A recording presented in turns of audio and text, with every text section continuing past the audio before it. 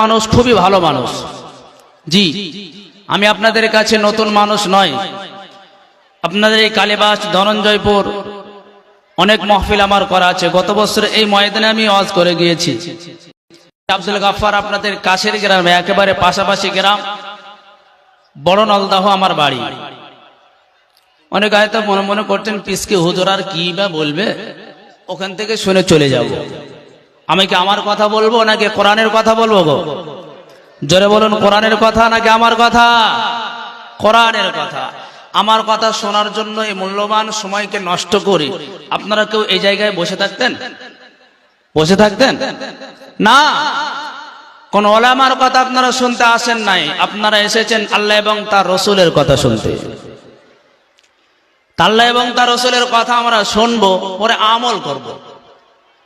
তো ওলামারা বলছেন, ওলামাদের সামনেই যদি আপনারা আমল না করেন, বাড়িতে গিয়ে কেমন আমল করবেন সে তো বুঝতে পারা যাচ্ছে নাকি? সেজন্য সামি'না ওয়া আতা'না, শুনুন, সঙ্গে সঙ্গে আমল করুন, ইত্তেবা করুন।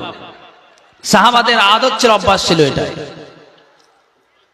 অনেকে এখন ওঠেননি, হুজুর যা বলছে বলুক, আমাদের মান সম্মান হারাবো না, আমাদের একটা প্রেস্টিজ বলে ব্যাপার আছে, টাকায় যাই যাক, ঠান্ডা লাগে লাগুক, ঠিক আছে আপনারা বসে থাকেন, আর আপনাদেরকে জোর জবরদস্তি করবো না। এক বাদশাহ,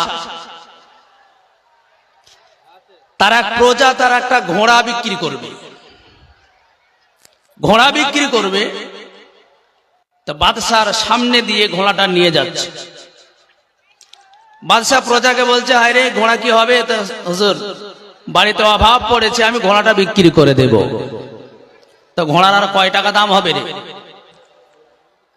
হুজুর, আপনি আমার ঘোড়ার খাসিয়াত জানেন না, আমার ঘোড়ার ফজিলত জানেন না।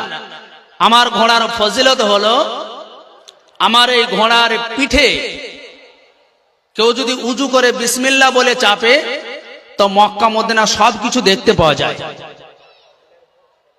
তো বলে, তাই? বলে, হ্যাঁ। তোর ঘোড়ার কত দাম নিবি? 50,000 টাকা দাম নেব। আমার ঘোড়ার দাম নেব 50,000 টাকা। তো বাদশাহ বলছে, ঠিক আছে, তাহলে আগে টেস্ট করা যাক, সত্যি তোমার ঘোড়ার পিঠে বসে মক্কা মদিনা দেখা যায় কি দেখে। তো টেস্ট করার জন্য, পরীক্ষা করার জন্য ওর উজিরকে বলছে, উজির তুই চাপ, তো তুই চাপ, উজু কর, বিসমিল্লাহ বলে ঘোড়ার পিঠে চাপ, মক্কা মদিনায় দেখতে পাস কি দেখ। তোর প্রজা তখন বলছে, হুজুর, একটা শর্ত আছে। শর্ত হলো এই, আমার ঘোড়ার পিঠে চাপে সেই মক্কা মদিনা দেখতে পাবে যে জীবনে মিথ্যা কথা বলেনি, যে মাকে ভাত দেয় না এ কোনোদিন দেখতে পাবে না, যে ঘুষ খায় এ কোনো